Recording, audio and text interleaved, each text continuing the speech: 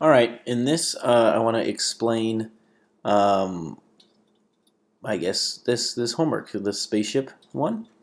It's fairly straightforward. Some of these I feel like maybe are in an incorrect order. It'd be nicer to have it in a different order, but let's just read it through first. Design a class that models your own fusion-powered spaceship, just a spaceship, that will travel through intergalactic. Okay, blah blah blah blah. Include instance variables to represent the name and speed of your spaceship. So I made it, my speed is static. I didn't really care about that because it never mentioned it. Here, speed is definitely not static. It changes, um, I guess based on something. But we never, like it doesn't, the instructions never ask you to change the speed. So I just left it static because I don't really care. Not, I mean, I left it static, meaning I didn't change it. Mine, when it prints out, it's the same thing over and over again. Include a zero and multi-argument constructor for the spaceship to decide the speed and the name of it.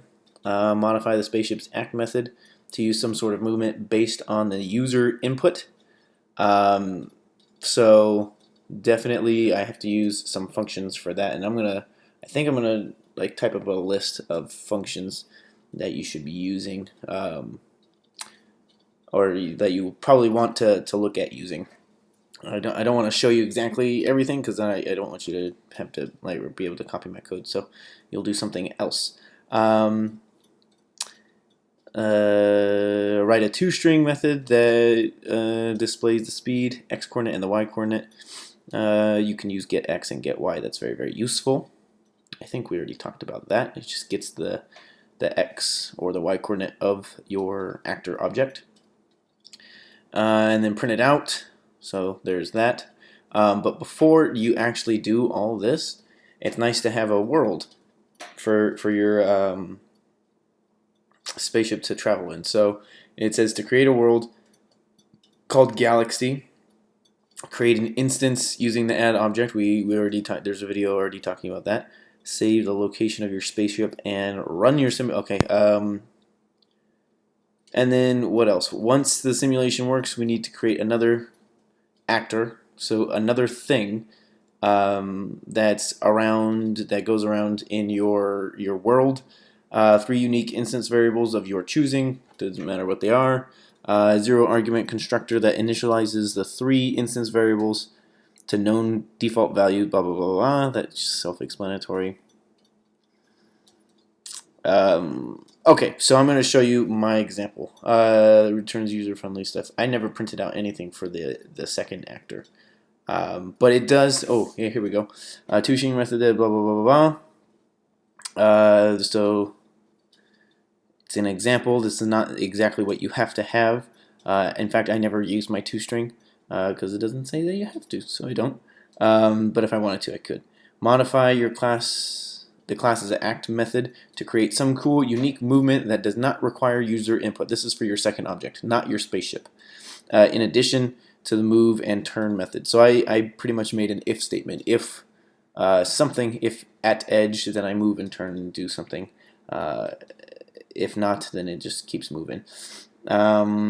Make the actor detect bounce off the edge. So is at edge is one of the functions, one of the methods from the actor class that you can use. Have the class cause the spaceship to crash if a collision occurs between the spaceship and the actor, or between the two actors. So a crash, make something happen. Place these actors in the world and run the simulation. So I'm gonna show you what I have done, and then I'm not gonna show you the code, but I'll run it. And I have a space pig and my spaceship, and oh, there goes my speed. This is what I was talking about. My speed is just the same thing the entire time, and I can move. I'm pushing the arrow keys right now. I can move diagonal. Stuff happens. Very nice. Okay, so then it says also, so that it's printing out all my stuff. The speed I just put at 20. It doesn't matter even when it's stopped. I guess I could change that if a key is pressed, but I'm not going to. I don't really care. And yeah, it just moves around. And then the collision, if so this just bounces back and forth all over. I'm gonna let the pig bounce a little bit. See, oh, it's kind of stuck because of where it started, and I had it turned 45 degrees. It doesn't really matter. I don't care that much. So for this, when they collide, I changed it to bacon and to an explosion, and that's it. That's the program. Okay, so that's what I want to. I can still move around my stuff. Nothing happens afterwards, but that's all that was required. So what are some of the things